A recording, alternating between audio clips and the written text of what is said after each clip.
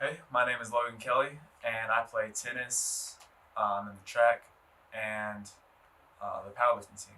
So I'm going to read you Rosie Revere, engineer, today.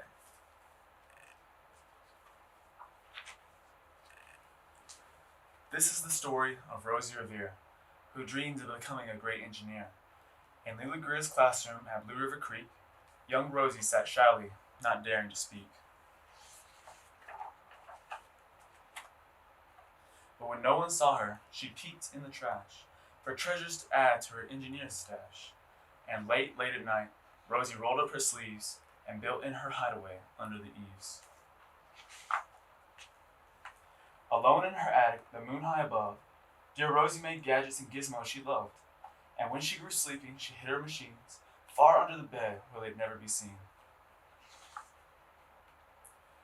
When Rosie was young, she had not been so shy. She worked with her hair swooping over one eye, and made fine inventions for uncles and aunts, a hot dog dispenser and helium pants. The uncle she loved most was zookeeper Fred. She made him a hat to keep snakes off his head, from parts of a fan and some cheddar cheese spray, which everyone knows keeps the pythons away. And when it was finished, young Rosie was proud. But Fred slapped his knee and he chuckled out loud. He laughed till he wheezed and his eyes filled with tears, all to the horror of Rosie Revere, who stood there embarrassed, perplexed and dismayed. She looked at the cheese hat and then looked away. I love it, Fred hooted. Oh, truly I do. But Rosie Revere knew that could not be true. She stuck the cheese hat on the back of her shelf, and after that day kept her dreams to herself. And that's how it went until one autumn day, her oldest relation showed up for a stay. Her great Aunt Rose was a true dynamo who worked building airplanes a long time ago. She told Rosie tales of the things she had done and goals she had checked off her list one by one. She gave a sad smile as she looked to the sky. The only thrill left for me on my list is to fly. But time never lingers as long as it seems. I'll chalk that one up to an old lady's dreams. That night, as Rosie lay wide-eyed in bed, a daring idea creeped into her head. Could she build a gizmo to help her aunt fly? She looked at the cheese hat and said, no, not I. But questions are tricky, some hold on tight. This one kept Rosie awake through the night. So when dawn approached and red streaks lit the sky, young Rosie knew just how to make her aunt fly. She worked and she worked till the half day was gone, then hauled her cheese copter out into the lawn to give her invention just a test to see the ridiculous flop it might turn out to be. Strapped into the cockpit, she flipped on the switch. The Hello Cheese copter sputtered and twitched. It floated a moment and whirled round and round, then froze for a heartbeat and crashed to the ground. Then Rosie heard laughter and turned round to see the old woman laughing and slapping her knee.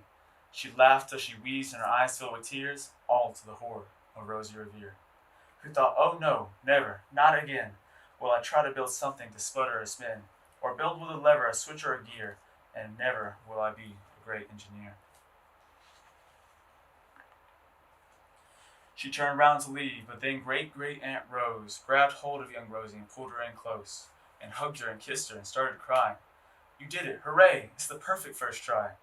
This great flop is over. It's time for the next. Young Rosie was baffled, embarrassed, perplexed. I failed, said dear Rosie. It just made a trash. Didn't you see it? The cheese copter crashed. Yes, said a great aunt. It crashed, that is true. But first it did just what it needed to do. Before it crashed, Rosie. Before that, it flew.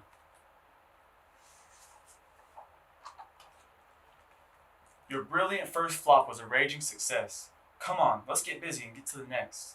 She handed a notebook to Rosie Revere, who smiled at her aunt as it all became clear. Life might have its failures, and this was not it. The only true failure can come if you quit. They worked till the sun sneaked away to his bed. Aunt Rose tied her headscarf around Rosie's head and sent her to sleep with a smile ear to ear to dream the bold dreams of a great engineer. At Blue River Creek, all the kids in grade 2 build gizmos and gadgets and doohickeys too. With each perfect failure, they all stand and cheer, but none quite as proudly as Rosie Revere.